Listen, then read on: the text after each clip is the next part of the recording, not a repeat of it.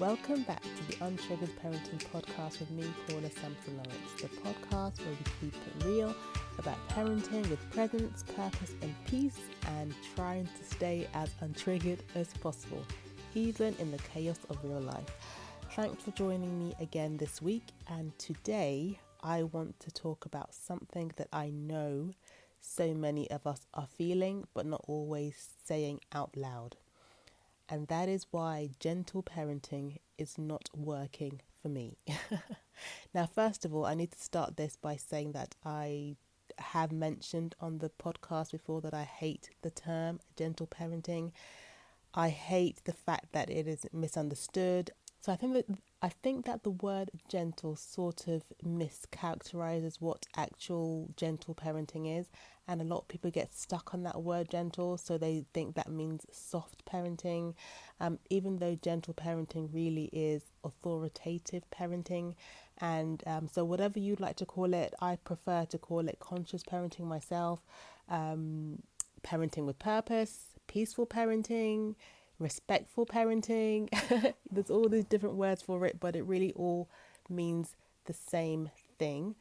And so that's me getting that off my chest, that I don't love the term gentle parenting, but I do understand what it is. So getting back on topic, why gentle parenting may not be working for you. So maybe you've tried the calm voice, the empathy, the connection, but you still find yourself yelling. You still find that the power struggles with your children haven't stopped, and you still find yourself feeling super guilty by the end of the day, which is, guilt is a heavy, heavy emotion that lots of us feel. And I just want to start by telling you something important, which is that it really isn't your fault if you feel that you're failing at gentle parenting. Because I think that what's really happening is that you might just be doing it the way you think you should be doing it, or the way you think it's supposed to look, as opposed to how it's meant to actually work. So today's episode, I really would love to break that down and unpack that a little bit more. So to start with, gentle parenting isn't a script, it's more of a mindset. I think a lot of us approach gentle parenting like a set of lines that we're supposed to say, to memorize and have to hand, using a soft tone all the time, validating feelings, not punishing, offering choices. And these are not all bad tools. They're actually good tools to use in your parenting. But here's the thing. Tools only work when the mindset behind them is strong. And I think that's what a lot of us get wrong. And the first thing about gentle parenting, it's prioritizing the relationship with your child. It's all about the connection. Connection is king in gentle parenting. So it's not about what you say or how you say it. It's about how you are building that relationship with your child. And gentle parenting, therefore, isn't all about being nice all the time. It's more about being regulated. It's about being clear and being anchored. If all you're doing is trying to follow a script that you've heard your favorite parenting expert say on Twitter or on X or on Instagram or Facebook, but your insides are screaming something opposite, that's not gentle parenting. That's self-abandonment. That is being inauthentic. That's being dishonest about how you're really feeling, and that's why it doesn't work for you. So that's the first thing. You've got to change that mindset around what gentle parenting is. And then there are a few pitfalls that some of us have fallen into that makes gentle parenting feel like a failure, basically. So this is where it often goes sideways, I think. So for pitfall number one is having no boundaries, which equals chaos. So a lot of people get this wrong, especially in the comment section of those YouTube videos. They're always talking about gentle parenting being no parenting, being let kids do whatever they want, always asking Johnny in a soft, quiet voice to put his shoes on 50 million times. No, that's not what we do over here. Gentle parenting is not the same as permissive parenting. You're not letting the children rule the house. The parents are always the leader in the home. That doesn't change with gentle parenting. You can be gentle and firm at the same time. You can say no with love and with kindness, because kids need boundaries. The kids thrive with structure, even if they do push against it, but that is important. We're not throwing out boundaries because we're trying to gentle parent. Gentle parenting includes boundaries. So please, please, please don't forget that. And the second pitfall is you're probably tired and dysregulated. So if you haven't had enough sleep, you feel on edge, your nervous system is all riled up. No matter how many gentle parenting tools you try, nothing is going to work if your nervous system is in survival mode. You cannot help your child regulate. You can't co-regulate if you're triggered. That's how this podcast started, about being untriggered. How do we get ourselves to be more regulated, to be more calmer? So, it's gentle parenting starts with you, not just your child. You have to be regulated before you go in and deal with that chaos, with that meltdown, with that conflict. You can't join in the chaos, because that just results in more chaos. So that's the next thing, is working out how you're feeling before you try to solve a problem. And the other pitfall is focusing on your child's behavior as opposed to the emotion that might be behind it, because we often jump straight into fix it mode. I'm very guilty of this myself. We jump into fix it mode and we end up missing the message that's behind the meltdown. I'm sure you might have seen this infogram probably floating around on social media. I'm sure it's in a book somewhere, where there's a picture of an iceberg, and at the tip of the iceberg is all the behaviors that we see. So things like lashing out, yelling, crying, meltdowns, hitting, kicking. That's the behavior, and that's what normally gets our attention. But under the iceberg is all these other things that we cannot see. And those are the reasons for the outbursts that we can see at the tip of the iceberg. So underneath could be things like unmet needs, big emotions, maybe a big change is happening, a divorce, a house move, a new school, a moment of disconnection. Maybe they fell out with their friend, they fell out with you earlier. So, everything starts with connection. Connect with your child so that you can find out what is behind the meltdown, and then, only then, can you properly address the behavior. And then the other pitfall is forgetting yourself. And this one's big, because I'm a big, big, big advocate of self-care, looking after yourself and making sure that your cup is refilled, that you feel replenished so that you can better be of service to your family. Because gentle parenting was never meant to mean self-sacrifice. It was never meant to mean you are on the back burner constantly. It's not about pouring everything out of yourself until there's nothing left for you. Your needs matter too. Your needs, your rest, your boundaries, all of it matters.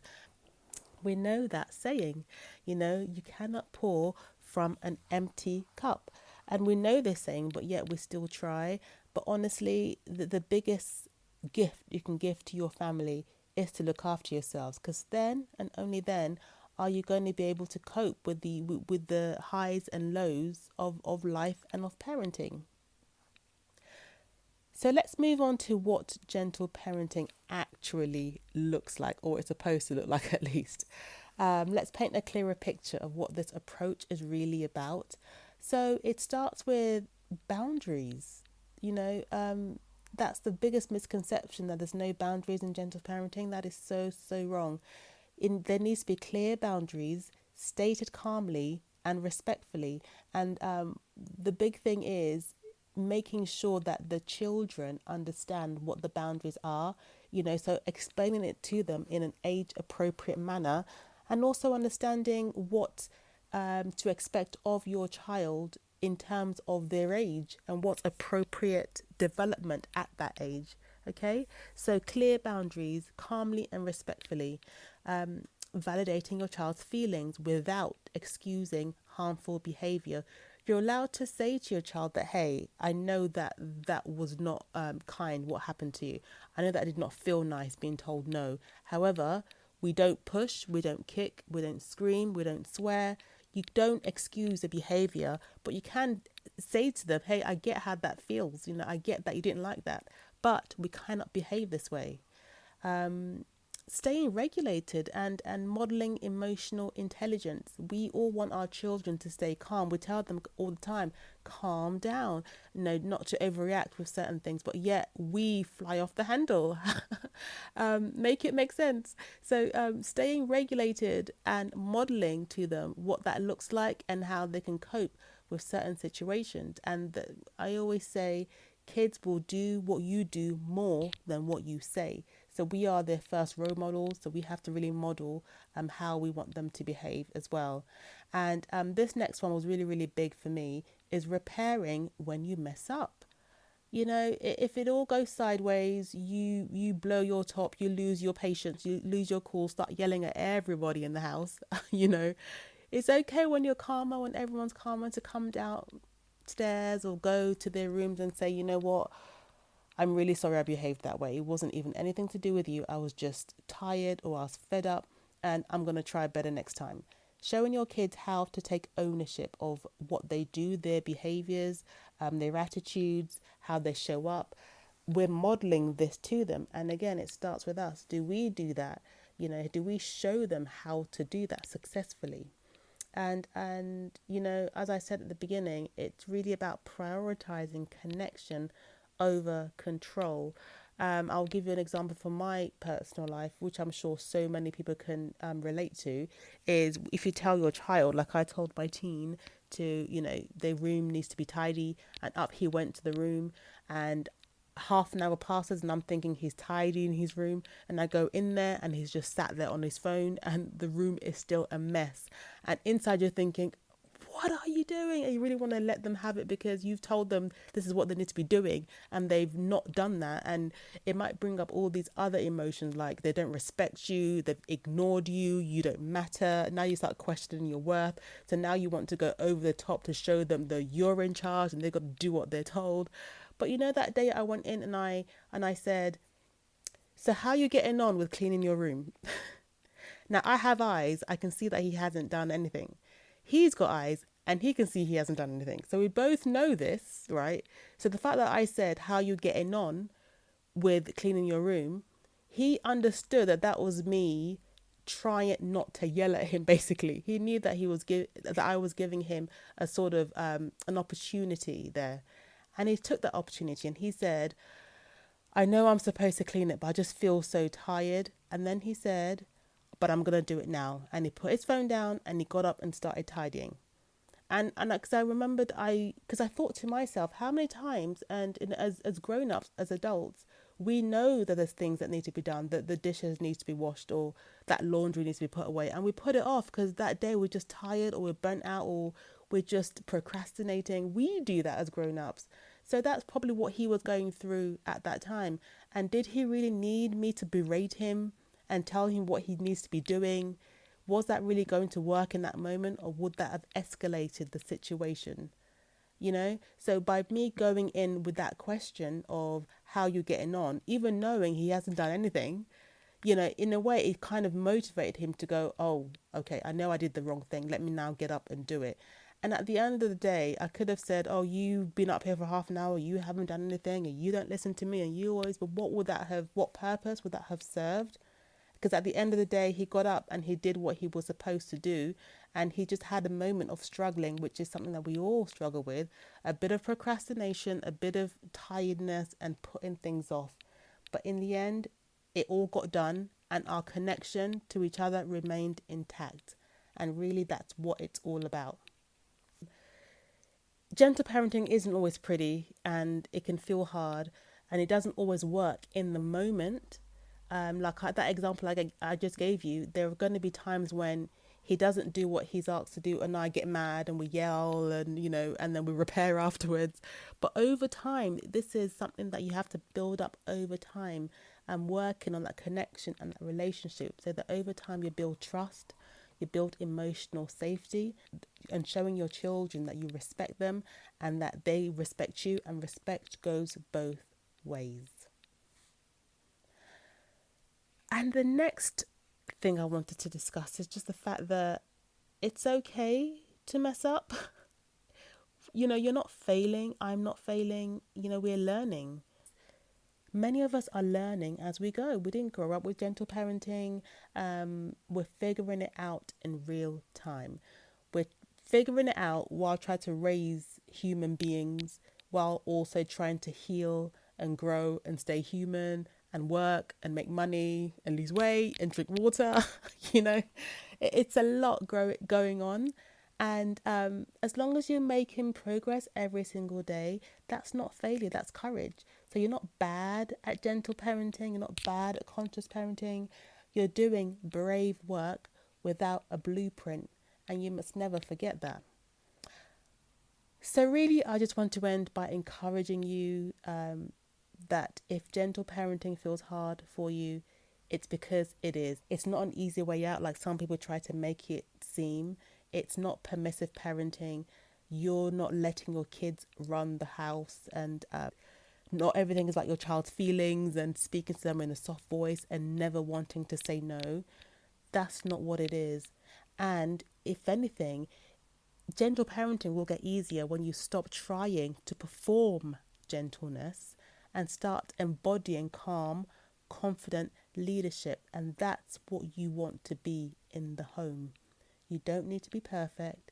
You don't need to say all the right things. You just need to be present, willing, and real. If anything, gentle parenting is about being gentle with yourself. Be gentle with yourself first. So if this episode spoke to you, I'd love for you to share it with a fellow parent who needs to hear it. And if you're ready to go into what gentle, empowered parenting, parenting with purpose, respectful parenting, what that looks like in real life, then feel free to drop me an email at paula@accelerateempowerment.com. If you don't know that I am a certified parenting coach, and I know how powerful having a coach is. We get a coach if we need to work on our physique and to lose weight and to get healthier. You have somebody coach you to do that. People get nutritional coaches to eat better, all that kind of things. If you need help with your parenting and you have the means, please absolutely do reach out to me. And if I can't help you, I can connect you with other parent coaches who might be a better fit for you. Or if you just want to speak to me about tools or how to get more support, I'm here to help you. I've got you. You've got this. We're all in it together. So please do reach out if you have any queries, you want any support. I'm here for you. And thank you as always for listening and hanging out with me on this episode. And until next time, stay untriggered. See you soon. Bye.